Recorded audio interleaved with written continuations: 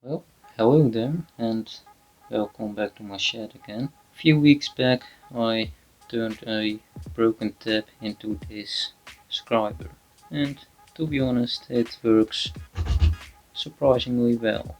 I have been using it for my projects quite a lot, and it's surprising me that a useless broken tap isn't that useless. Today, I would like to make a handheld deburring tool, also from a broken tap.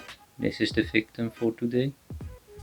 I tried sharpening it a while back, and guess what? It didn't work.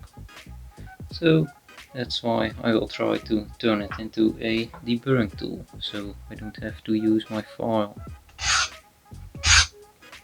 Well, it works, but I don't like the surface finish, and I've always wanted a nice deburring tool.